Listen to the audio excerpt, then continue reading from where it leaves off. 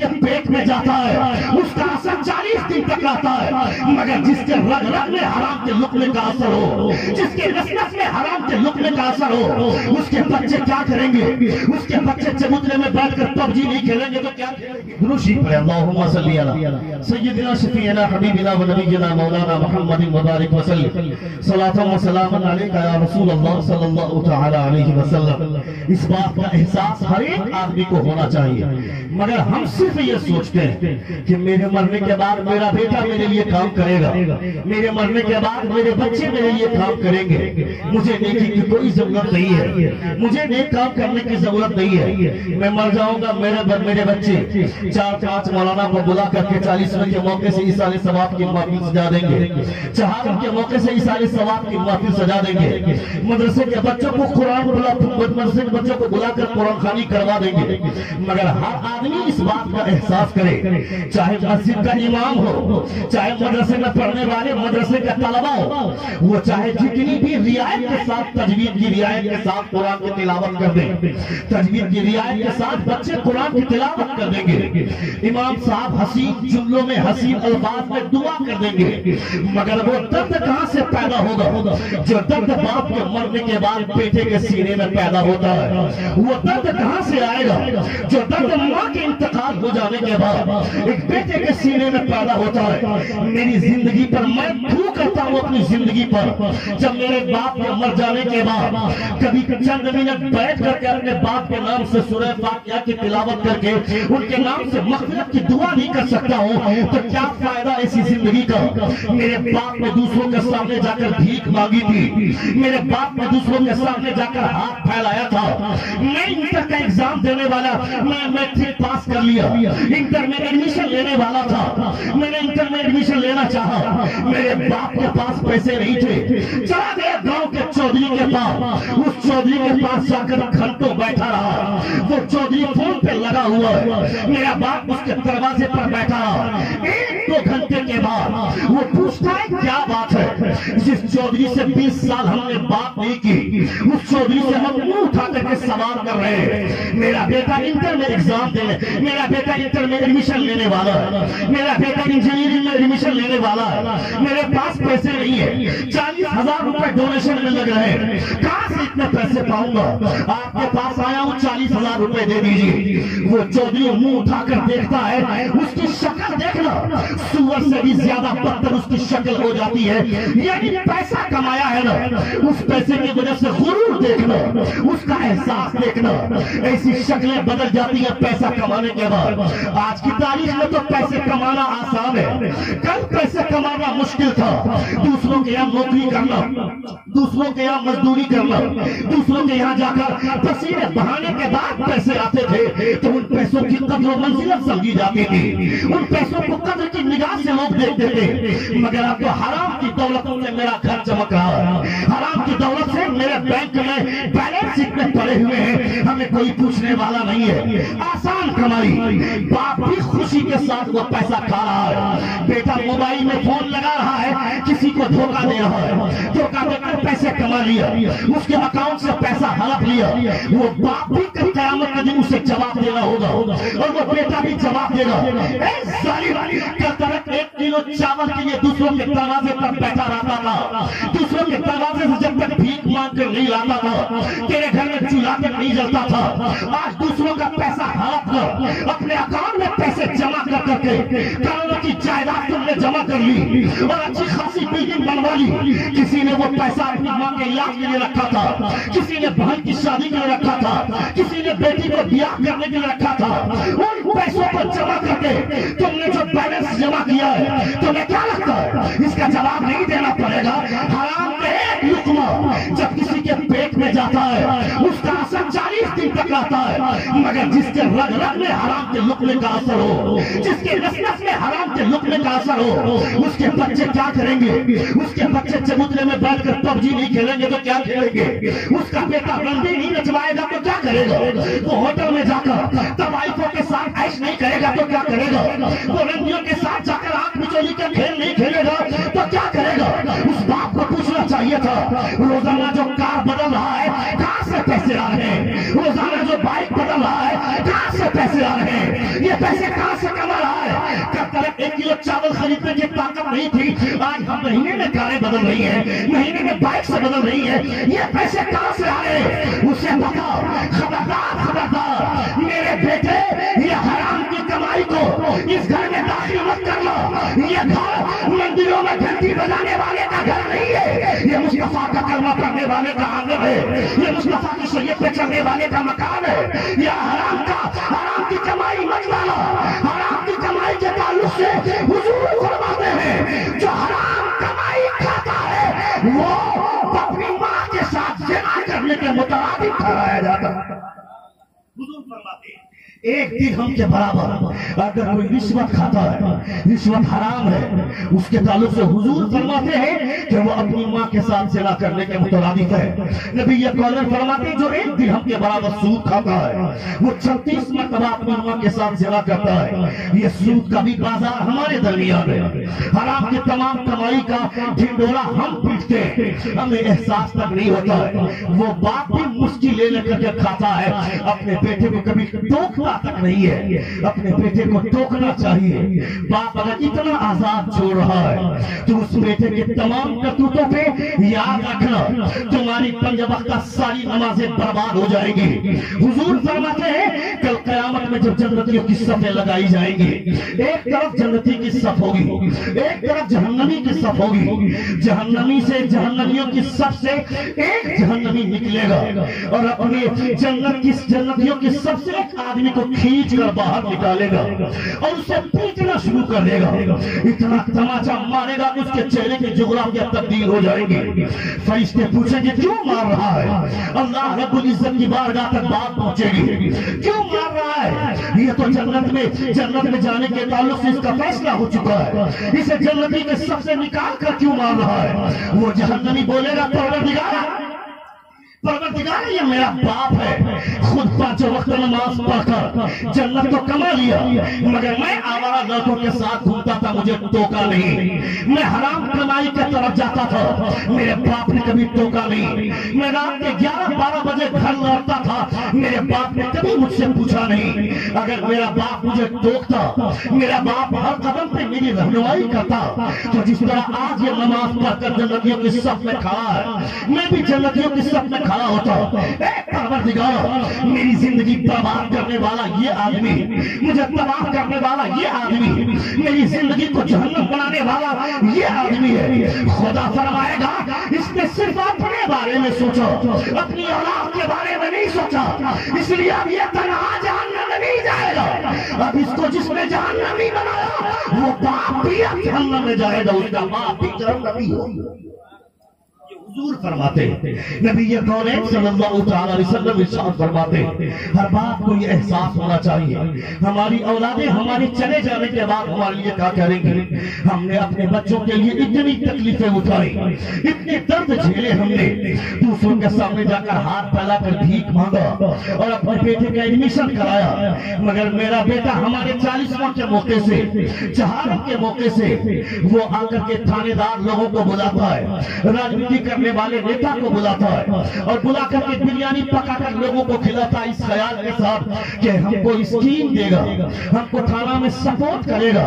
اس خیال سے جو راجنیتی کرتا ہے اپنے باپ کے 40واں میں یا اپنے باپ کے چہارم میں، میں کہتا اس بیٹے کے لیے تم نے اتنی تکلیفیں جھیلی تھی، اتنی مشقتیں جھیلی تھی، مگر خدا غریب رحمت فرمائے اس صاحب کو جو آج قبر میں آرام کی نیند سو رہا ہے اور ان کے جیالے بیٹے آج مصطفیٰ جامع رحمت صلی اللہ علیہ وسلم کے محفل سجائے ہیں، علماء کو بلا کر کسی نیتا کا چرچا نہیں، کسی بدھائک کے چرچے نہیں، کسی ایم ایل اے یا ایم پی کے باتیں نہیں، یہاں باتیں ہو رہی ہیں تو گنبد خضرا کی باتیں ہو رہی ہیں، مصطفیٰ کے شہر کی باتیں ہو رہی ہیں، مصطفیٰ جامع رحمت کی باتیں ہو رہی ہیں۔ ہمارا یقین بولتا ہے یہاں بیٹھ کر جتنے بھی لوگ ایک مرتبہ بھی سبحان اللہ کہیں گے نا، وہ ایک مرتبہ سبحان اللہ بولنا بھی جب صلاۃ السلام ہو جائے گا، جب فاتحہ خوانی ہوگی، اس فاتحہ خوانی میں کیا کہا جائے گا؟ پروردگار جتنی باتیں کی گئی، جتنے صلاۃ السلام پڑھے گئے،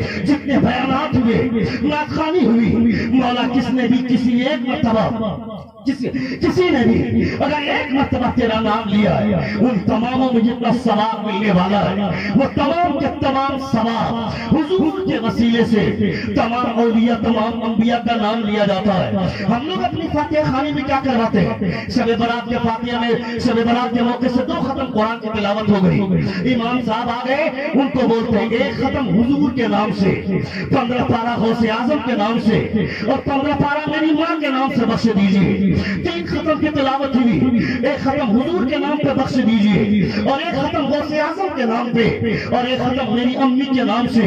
کوئی اگر ایک ہی ختم قرآن کی تلاوت کروایا ہے تو وہ 10 پاروں میں تقسیم کرتا ہے، اور ہمارے علماء کیا فرماتے ہیں؟ تقسیم کرنے کی کوئی ضرورت نہیں ہے، تمہارے پاس نہ کمی ہے، خدا کی بارگاہ میں ثواب کی کوئی کمی نہیں ہے۔ اگر 3 ختم قرآن کی تلاوت ہوئی ہے تو ان تینوں کا ثواب سب سے پہلے حضور کی بارگاہ میں پہنچایا جائے، پھر حضور کے وسیلے سے جن لوگوں کا نام لوگے ان تمام لوگوں کو ثواب پہنچے گا، اور پھر اپنی ماں کا نام لوگے تو تمہاری ماں کو بھی ثواب ملے گا۔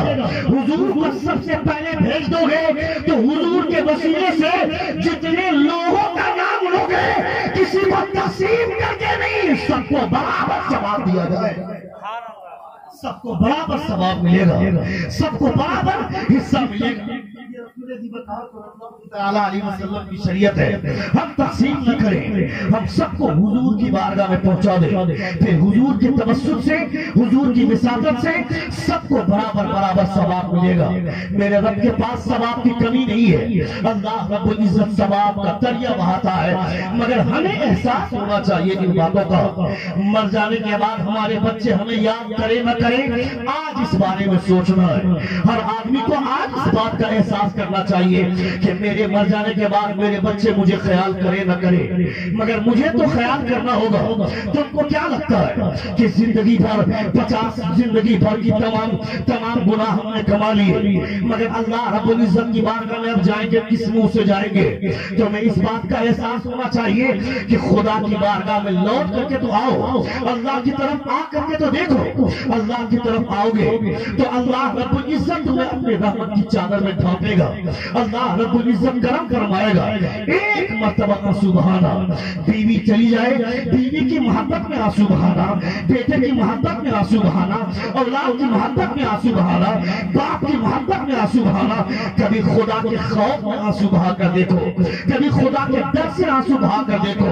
ان آنسوؤں میں جو لذت ہے، ان آنسوؤں کی جو طاقت ہے، تمہیں اس طاقت کا اندازہ نہیں۔ مصطفیٰ کی بارگاہ میں جبریل بلبل سدرہ تشریف لائے، بلبل سدرہ کے ہاتھ میں کٹورا ہے، نبی یہ قول فرماتے ہیں جبریل اس کٹورے کا کیا کرے گا؟ مصطفیٰ جان رحمت سے بلبل سدرہ فرماتے ہیں اے مصطفیٰ، جو اللہ کے خوف میں اس کے گناہگار بندے آنسو بہاتے ہیں، ان آنسوؤں کے قطروں کو خدا نے جمع کرنے کا حکم دیا ہے۔ ان آنسوؤں کے قطروں کو اس کٹورے میں جمع کروں گا، اور کل قیامت کے دن دوزخ کی آگ میں ٹھنڈک پیدا کرنے کے لیے خدا اور کوئی پانی کا استعمال نہیں کرے گا۔ گناہگاروں کی آنکھوں سے نکلنے والے ان آنسوؤں کے قطروں سے خدا دوزخ کی آگ میں ٹھنڈک پیدا کرے گا۔ یہ ہے تمہارے آنسوؤں کی قیمت، یہ ہے تمہارے آنسوؤں کا کمال۔ مگر ہم کبھی روئیں تو کبھی اکیلے میں، کبھی کمرہ بند کر کے رات کے سناٹے میں، کبھی اس احساس کے ساتھ رو کر دیکھنا تمہیں پتہ چلے گا۔ مگر جب بدن میں حرام کے لقمے سرایت کر جاتے تو انسان پلٹ کر نہیں دیکھتا ہے کہ ہم کہاں جا رہے ہیں، ہماری زندگی کہاں چلی گئی۔ یہ جو تقریریں ہو رہی ہیں، ان تقریروں کو ہم نے کھلواڑ بنا دیا۔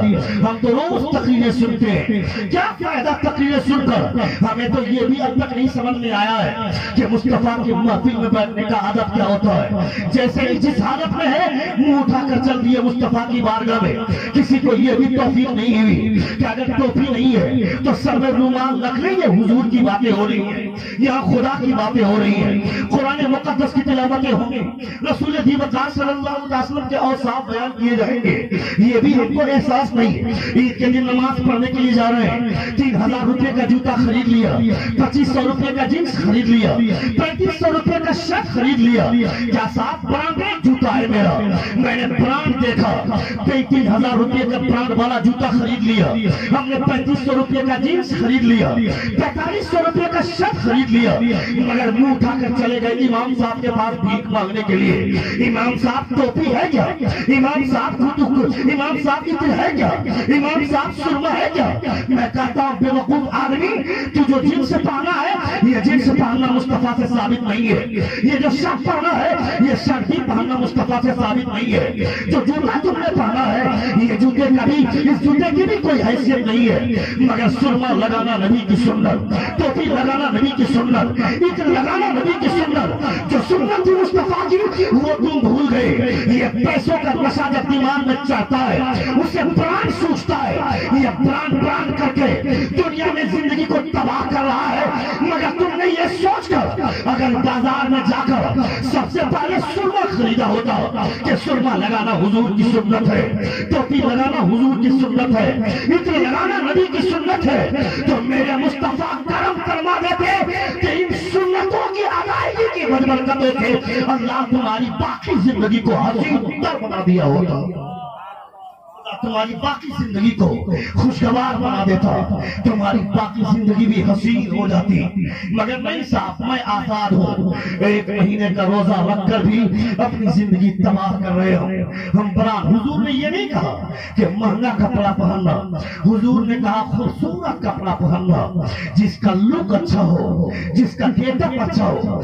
बहुत ज्यादा महंगा कपड़ा पहनने की जरूरत नहीं है। अगर 100 रुपया मीटर भी कपड़ा है और अगर वो तेरे बदन को अच्छा लगता है, वो कपड़ा जचता है, तो उसी कपड़े में भलाई है। अगर 15,000 रुपए का मीटर कपड़ा खरीद लिया मगर वो मेरे जिस्म को सूट नहीं करता है, तो क्या फायदा ऐसे कपड़ों से? और फिर हुजूर ने क्या कहा? कपड़ा ऐसा पहनो जिससे गेटअप आए, जिससे लुक आए। रमजान के रोजे रखने के बाद चेहरा तो ऐसे ही चमक रहा है। जो 30 रोजे रखते हैं उनके चेहरे की चमक का आलम ही अजीब होता है, अजीब चमक होती है उनके चेहरे पर। वो इंसान जब रमजान के रोजे रखने के बाद जब अल्लाह रब्बुल इज्जत और 5-10 मिनट चलाए, 40 मिनट की तकलीफ हो गई। इत्र लगाना नबी की सुन्नत, मगर जो अंगूठी आपने 3 पहनी है वो सुन्नत नहीं है, एक ही अंगूठी पहनी है। एक बार जोर से अपने दोनों हाथों को फिजा में लहरा कर कहें या रसूल अल्लाह, और एक बार कहें या हबीब अल्लाह, और 5-10 मिनट की गुफ्तगू सुने। बहुत अच्छा सुनिए बेटा।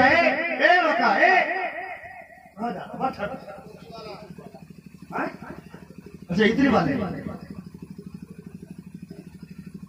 हाँ सुन लीजिए 5 से 10 मिनट की गुफ्तगू होगी। बहुत अच्छा सुन रहे हैं, हमारे उलमा हमारा सपोर्ट कर रहे हैं। ये मेरे लिए बहुत फख्र की बात है। इन उलमा की कुशादा ज़र्फी अल्लाह रब्बुल इज्जत इनकी कुशादा कल्बी को सलामत रखे।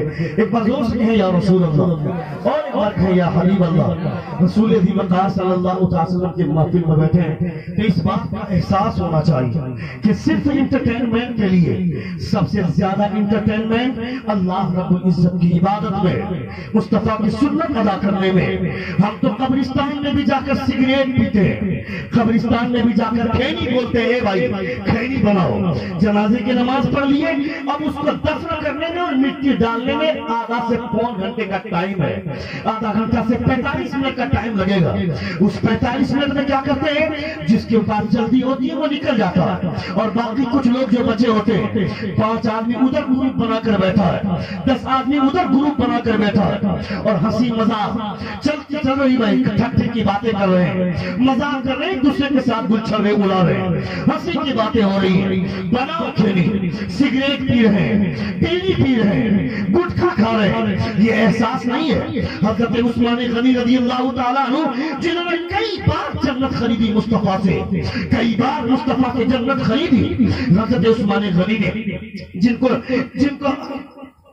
جن کا عشرہ مبشرہ میں شمار ہوتا ہے وہ حضرت عثمان غنی غزوہ تبوک کے موقع سے مصطفیٰ جان رحمت نے اعلان کیا چندے کا میرے بھائی بیٹھ جائیے وہ کام بعد میں کر لیجیے گا. ہیلو ایسا بیٹھ جائیے وہ کام بعد میں کر لیجیے گا. صلاۃ و سلام کو اس وقت نیچے لگا دیجیے گا. ایک بار زور سے کہیں یا رسول اللہ اور ایک بار کہیں یا حبیب اللہ. حضرت عثمان غنی جنہوں نے کئی بار جنت خریدی مصطفیٰ جان رحمت صلی اللہ علیہ وسلم سے غزوہ تبوک کے موقع سے مصطفیٰ جان رحمت چندہ کر رہے ہیں. حضرت عثمان غنی کھڑے ہوئے اور آپ نے 600 اونٹ ساز و سامان آپ نے اعلان کر دیا کہ میں خدا کی راہ میں دینے والا ہوں. حضور نے کیا فرمایا آج کے بعد سے تمہارا یہ عمل کافی ہے. آج کے بعد سے تم اگر کوئی بھی عمل نہ کرو تمہاری جنت جانے کے لیے یہ عمل کافی ہو جائے گا. اتنی بڑی بشارت مصطفیٰ نے دی ہے. یعنی زمین پھٹ سکتی ہے آسمان پھٹ سکتا ہے مگر مصطفیٰ جان رحمت کے اس غلام حضرت عثمان غنی کے جنتی ہونے میں شک نہیں کیا جا سکتا ہے. چونکہ حضور نے جنتی کہا ہے جنت کے مالک مصطفیٰ ہے. اللہ جنت کا خالق ہے مگر مصطفیٰ جنت کے مالک ہے. جو جنت کا مالک ہے انہوں نے عثمان غنی کو جنتی کہا ہے. مگر حضرت عثمان غنی اپنے گھر سے نکلے جا رہے ہیں ایک چھوٹا سا گدھا نگاہ میں آیا. اس گدھے کو دیکھا کھڑے کھڑے رونے لگے.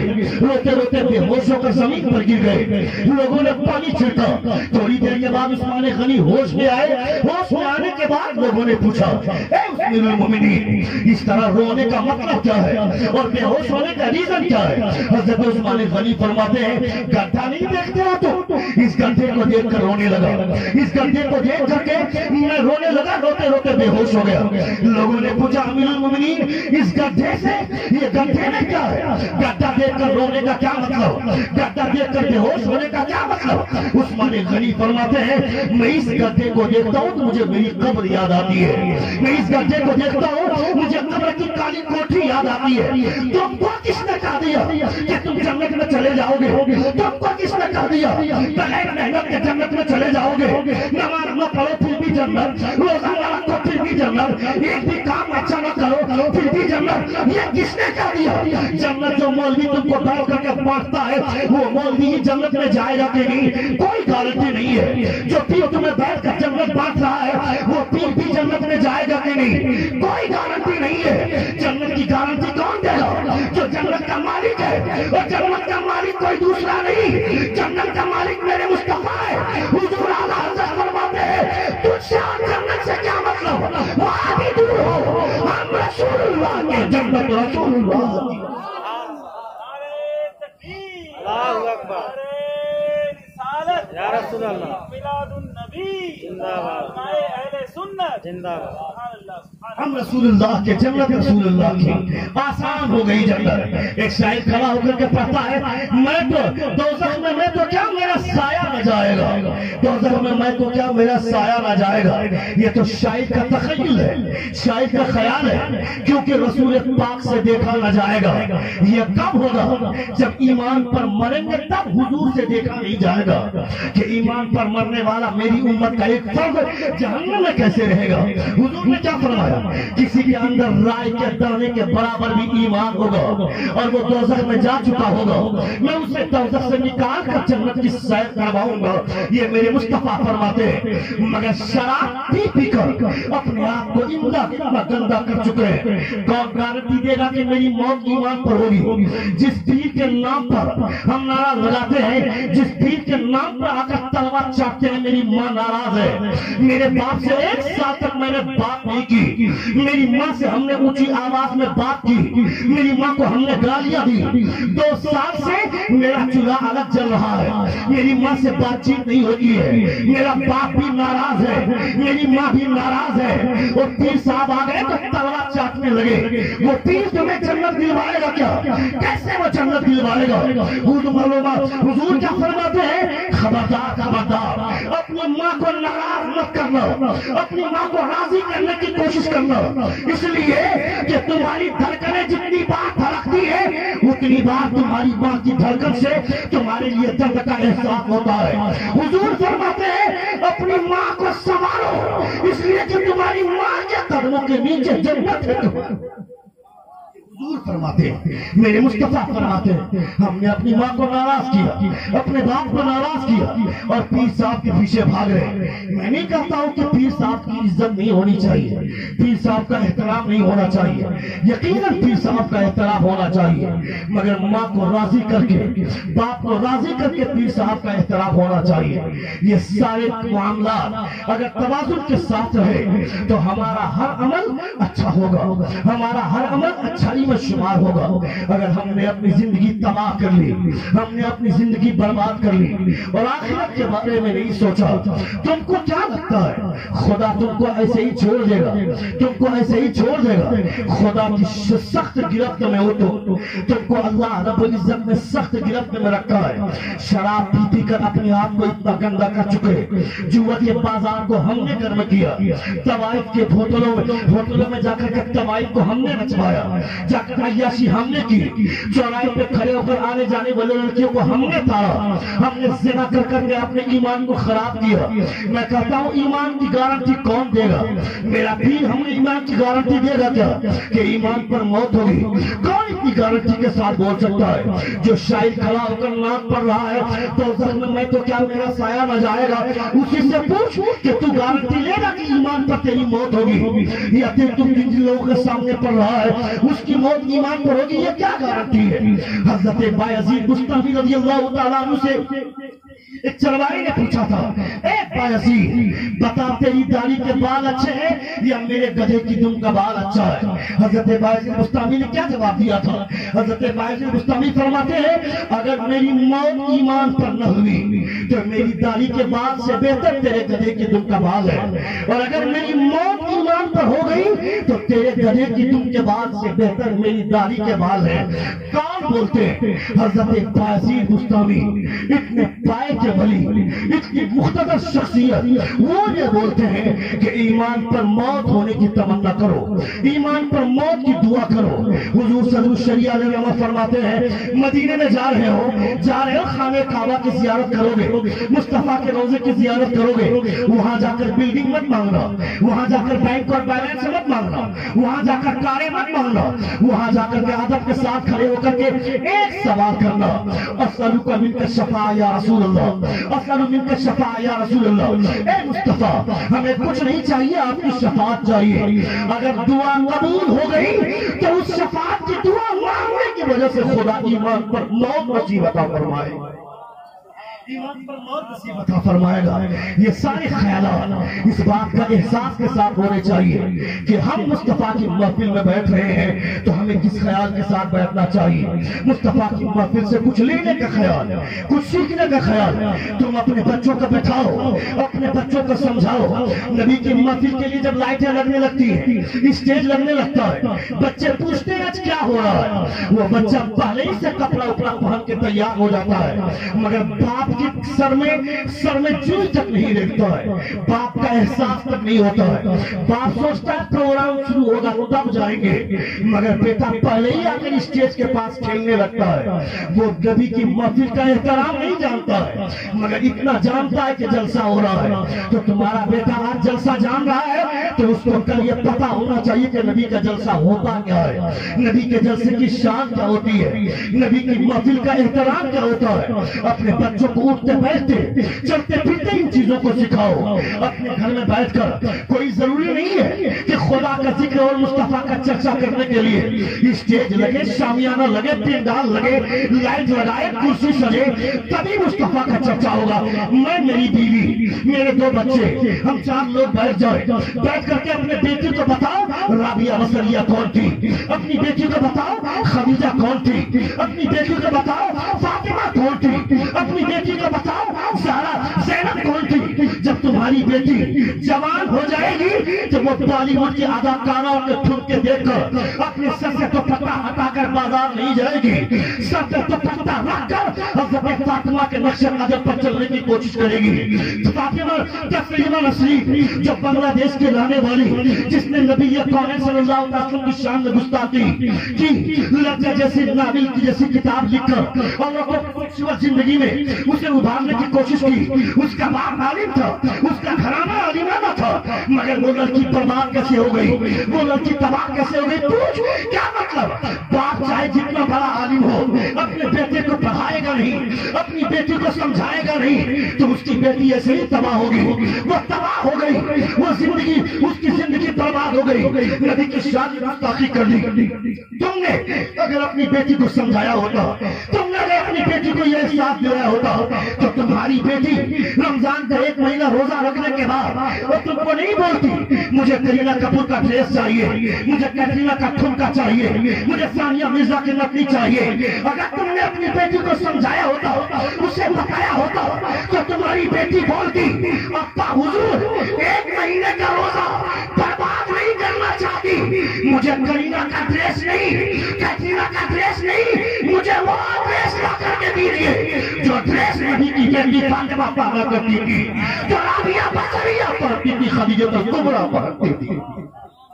اگر تم نے اپنی بیٹی کو یہ درس دیا ہوتا, اپنی بیٹی کو یہ احساس دلایا ہوتا, جس دن تم اپنے گھر میں کھانا کھانے کے لیے بیٹھے ہو اور تمہارے سر پہ ٹوپی نہیں ہے, تمہارا چھوٹا سا بچہ 4 سال کی عمر کا اگر تم کو پوچھ دے ابو کھانا کھانے کے لیے بیٹھے ہیں, سر پہ ٹوپی کیوں نہیں ہے, سر پہ رومال کیوں نہیں ہے, سمجھ لینا کہ میرا خون ترقی کر رہا ہے, سمجھ لینا کہ میری تربیت کام کر رہی ہے. مگر باپ بھی کھلے سر کھائے گا, بیٹا بھی کھلے سر کھائے گا.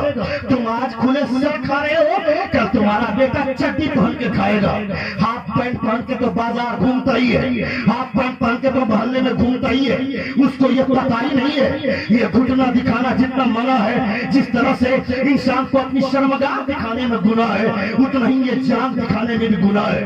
اپنے بیٹے کو بتاؤ یہ تمہاری سفر میں شامل ہے, اس سفر کو چھپاؤ. عورتوں کے لیے سفر کا الگ حکم ہے, مردوں کے لیے سفر کا الگ حکم ہے. اسے گرمی لگ رہی ہے, اس کو یہ کون سمجھائے گا؟ جب سورج کا ٹیمپریچر سیدھا باڈی سے ٹکراتا ہے تو ننگے بدن پہ گرمی زیادہ محسوس ہوتی ہے, مگر جب کپڑا پہنے رہتے ہیں تو گرمی کا احساس کم ہوتا ہے.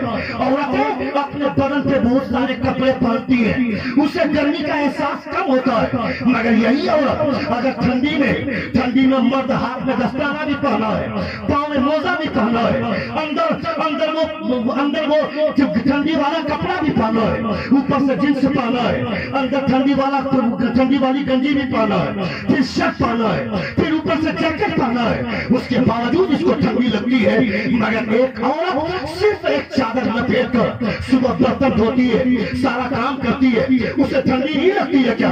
اس کے بدن کو خدا نے کیسا بنایا ہے, کس کنڈیشن پہ بنایا ہے؟ تو میں یہ احساس کرنا چاہیے کہ جس عورت کو کے اندر گرمی اتنی ہے کہ سخت ٹھنڈی میں بھی ایک چادر لپیٹ کر وہ سارا کام کر لیتی ہے, تو گرمی کے دنوں میں کتنی گرمی لگتی ہوگی. مگر کپڑا پہنی رہتی ہے, اسے احساس تک نہیں ہوتا ہے, اور تو ہاف پینٹ پہن کر بازار گھومتا ہے. پوچھا جاتا ہے تو بولتا ہے مولانا صاحب گرمی لگتی ہے. میں کہتا ہے ظالم, گرمی کا بہانہ کر کے لوگوں کو گناہ کرواتا ہے اور حرام کے طریقے پہ چلتا ہے. یہ گھٹنا کھول کر دکھا رہا ہے, یہ حرام ہے. خبردار اگر تم نے حضور کی سنت کو ادا کرتے ہوئے اپنی زندگی گزاری ہوتی تو یہاں کی گرمی کیوں, میدان محشر کی بھی گرمی کا تمہیں احساس نہیں ہوتا. تکبیر, نعرہ رسالت, علماء اہل سنت, مفتی شہاب الدین ثقافی صاحب قبلہ. اگر تم نے اپنی زندگی اس حساب سے گزاری ہوتی تو یہاں کی گرمی کیا, میدان محشر کی بھی گرمی کا احساس نہیں ہوتا. مگر ہم اپنی زندگی ویسی گزارے تب نہ, ہم کو تو عیاشی سوچتی ہے, ہم کو تو اپنی زندگی اپنے حساب سے جینا ہے. اللہ رب العزت تمہیں بلاتا ہے, تم آؤ خدا کی جانب, ایک مرتبہ آ کر کے تو دیکھو, پھر دیکھو خدا کیسے تمہاری رحمت کے دریا بہاتا ہے. میرا پروردگار, تم اپنے پروردگار کی طرف لوٹو گے, اللہ رب العزت تم پر کرم فرمائے گا. تم نے نہیں دیکھا بنی اسرائیل میں کفل نام کا وہ آدمی جو روزانہ, میری آخری بات سن لے, ایک بار زور سے اپنے دونوں ہاتھوں کو فضا میں لہرا کر کہے یا رسول اللہ, اور ایک بار کہے یا حبیب اللہ. 56 منٹ کی تقریر میری ہو گئی, آپ نے بہت اچھا سنا ہے, اور 4 منٹ کی تقریر, 4 منٹ میں گفتگو ختم ہو جائے گی. سنے ایک بار اور کہیں یا رسول اللہ, اور ایک بار کہیں یا حبیب اللہ. بنی اسرائیل میں کفل نام کا وہ آدمی جو روزانہ نئی لونڈی خریدتا تھا, نئی شہزادی, کماری لڑکی کو خریدا تھا پیسوں کے ذریعے، پیسہ دیا تھا اس کو، پیسے کمایا تھا وہ، اور وہ روزانہ نئی لڑکی خریدتا تھا، رات گزارتا تھا، صبح اسے چھوڑ دیتا تھا، رات گزارتا تھا صبح چھوڑ دیتا تھا۔ آئی ایک دن خاتون نئی دوشیزہ 70 دینار میں خریدا تھا اس لڑکی کو، آئی وہ لڑکی، اس کے کمرے میں جیسے ہی پہنچی، یہ تیار ہو کر جیسے ہی آیا، دیکھا کونے میں بیٹھ کر وہ لڑکی رو رہی ہے، قریب گیا، کہا خاتون رو کیوں رہی ہے؟ ایک شہزادی رونے کی وجہ کیا ہے بتا؟ اس لڑکی کا جواب سنو، وہ لڑکی بولتی ہے جسم میں طوائف نہیں ہوں، میں جسم بیچنے والی یا دھندا کرنے والی لڑکی نہیں ہوں، میری غربت تیری دہلیز پر لے آئی مجھے، میری غریبی تمہارے دروازے پر مجھ کو پہنچائی ہے، میں اگر غریب نہ ہوتی، اگر میں فقیر نہ ہوتی، اگر میری غربت میرے سر پہ پہاڑ بن کے نہ ڈھالتی تو میں کبھی تیرے دروازے پر نہ آتی۔ آج مجھے احساس ہو رہا ہے کہ میری عزت اب تک سلامت تھی، مگر اس غربت کی وجہ سے میری عزت آج تار ہونے والی ہے۔ تو میں احساس ہوگا ان باتوں کا، پیسوں کا ڈیمانڈ کرنا، شادی ہونے والی ہے نا، 2 لاکھ روپے ہمیں چاہیے، 3 لاکھ روپے چاہیے۔ طوائف خانوں میں مسلمان لڑکیاں اپنی عزت بیچنے پر مجبور ہیں، رات میں بس اسٹینڈوں میں یا پھر ٹرینوں کے سفر میں وہ مسلمان لڑکیاں اپنی زندگی تباہ کرتی ہے، کوئی ناچنے والا ڈرامہ جوائن کرتی ہے، کوئی آرکیسٹرا جوائن کرتی ہے، کوئی جا کر کے طوائف خانے میں جا کر جسم بیچتی ہے۔ یہ سب کرنے پر مجبور کس نے کیا؟ تمہارے ان غلط ڈیمانڈوں نے، تم نے جو مانگ کیا 3 لاکھ روپے اس کا باپ کہاں سے لائے گا؟ جب شادی کا وقت گزر گیا تو وہ لڑکی طوائف بننا تو گوارا کر لی، مگر بار بار ذلیل ہونا گوارا نہ کی۔ کفل بولتا ہے کیا کیوں ہو رہی ہے؟ وہ لڑکی بولتی ہے کفل مجھے میری غربت یہاں کھینچ کر لائی ہے، اگر میں غریب نہ ہوتی تو کبھی تیری دہلیز پر نہ آتی۔ آج غربت کی وجہ سے میری عزت داؤ پر لگی ہوئی ہے۔ اس کو احساس ہوا، اس خاتون کے شانوں کو پکڑ کر کھڑا کیا، کہا اے شہزادی اٹھ جا، تیرے آنسوؤں کی وجہ سے میری آنکھ میں آنسو آ گئے، اب جاؤ میں تمہیں آزاد کرتا ہوں، ان پیسوں کے ساتھ میں تجھے ریلیز کرتا ہوں، تمہیں آزاد کرتا ہوں، تمہیں چھوڑتا ہوں، اور جاؤ آج کے بعد سے میرے لیے دعا کرنا، میں بہت گندا انسان ہوں، میں بہت برا انسان ہوں، تم نے آج رو کر کے میری آنکھوں کے سامنے تم نے ان آنکھوں سے آنسو بہائے، میرے اندر کا زمین ہلنے لگا، میری دھڑکن مجھے احساس دلانے پر مجبور کرنے لگی۔ جاؤ اس لڑکی کو بھیج دیا، وہ لڑکی چلی گئی۔ چند ہی منٹ کے بعد اس کفل کا انتقال ہو گیا۔ صبح اس کے دروازے پر لوگوں نے لکھا دیکھا، دروازے پر لکھا ہوا تھا ان اللہ قد غفر للکفل، خبردار اسے اب کوئی برا مت کہنا، اس کو میں نے اپنا دوست بنا لیا ہے، میں نے اس کی توبہ قبول کر لی ہے، اس نے غریب کا لحاظ کیا، میں نے اس کے تمام گناہوں کو معاف کر کے میں نے اسے اپنا دوست بنا لیا۔ تم خدا کی طرف لوٹو، اللہ رب العزت تمہاری طرف بڑھے گا، مگر ہمیں ان باتوں کا احساس نہیں۔